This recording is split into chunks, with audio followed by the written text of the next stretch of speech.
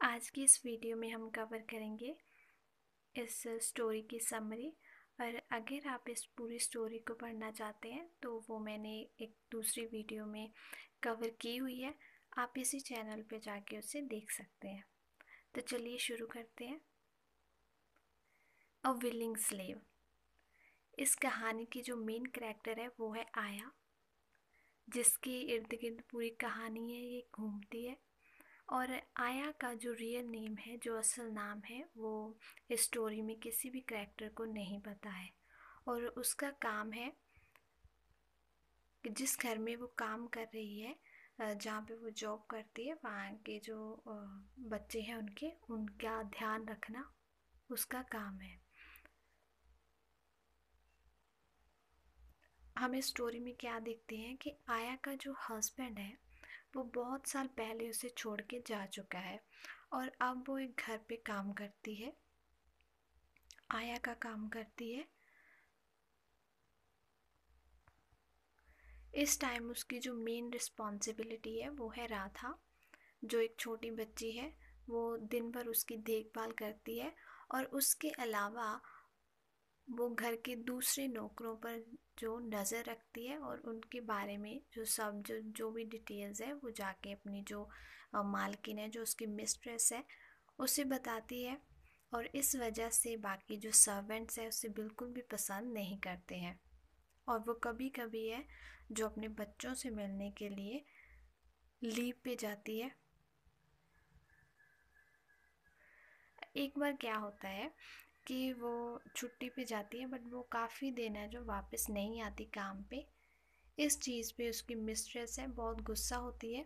But जब वो वापस आती है वो बहुत ही ज़्यादा खुश होती है और अपनी मिस्ट्रेस को बताती है कि उसका जो हस्बैंड है, जो बहुत साल पहले उसे छोड़ के जा चुका था, वो वापस आ गया है और इसलिए वो अपनी जॉब है जो छोड़ रही है, क्योंकि अब उसे अपने हस्बैंड का ध्यान रखना है।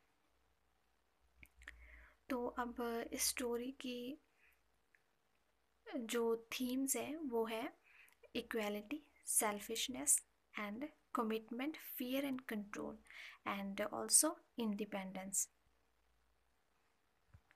अगर हम इक्वालिटी की बात करते हैं तो यहाँ पर जो आया की मिस्ट्रेस है और उसका जो हस्बैंड है वो दोनों ही उसे अपने इक्वल है जो नहीं मानते हैं।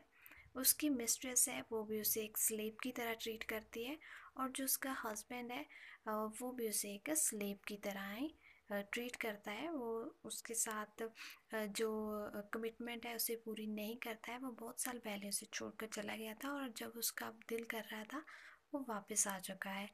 और इसकी वजह से ही उसे आया को अपनी है जो जॉब छोड़नी पड़ती है और उसके लिए काम करने के लिए वो बहुत खुश होती है। जबकि जो उसका हस्बैंड है वो एज अ स्लेव उसे ट्रीट कर रहा है।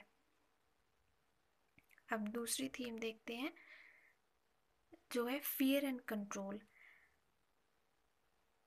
फियर एंड कंट्रोल में हम क्या देख रहे हैं कि जो आया है वो बच्चों को कंट्रोल में करने के लिए उनके दिल में एक डर पैदा करती है, एक स्टोरी सुनाकर, जो कि एक ओल्ड फेलो के बारे में है, जिससे कि बच्चे डर जाते हैं और उसके कंट्रोल में रहते हैं। और ऐसे ही जो आया है वो अपनी मिस्ट्रेस के कंट्रोल में है और अपने हस्बैंड के कंट्रोल में है।